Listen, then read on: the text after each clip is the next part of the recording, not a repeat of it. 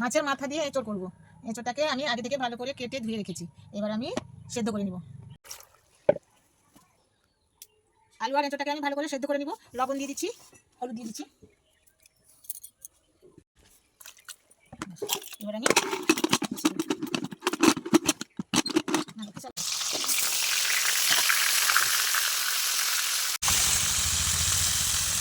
ভেজে নিয়েছি। এবার আমি হালকা এঁচড়টা আমি নেড়ে নিচ্ছি। আলু আর এঁচড় আমি একসঙ্গে দিয়ে দিচ্ছি।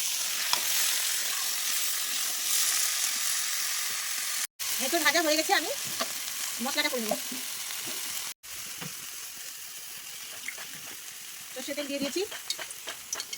হয়ে গেছে, আমি গোটা গরম মশলা দিয়ে দিচ্ছি।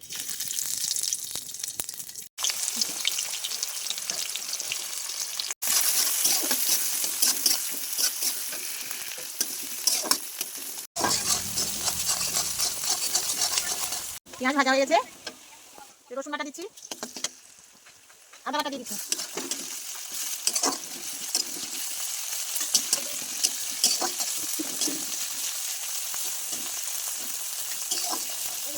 দিলাম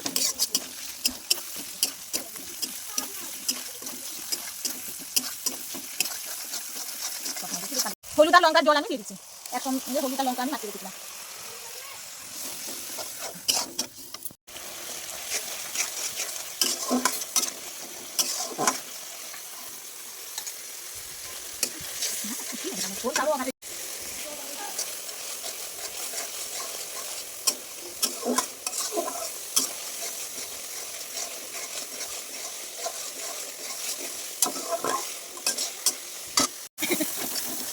মশলা তেল ছেড়ে এসছে, এবার আমি এঁচড় দিয়ে দিচ্ছি। হাত মতো মিষ্টি দিয়ে দিচ্ছি।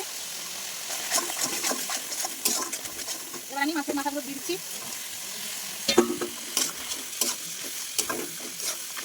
এবার আমি এঁচড়টা দিয়ে দেবো।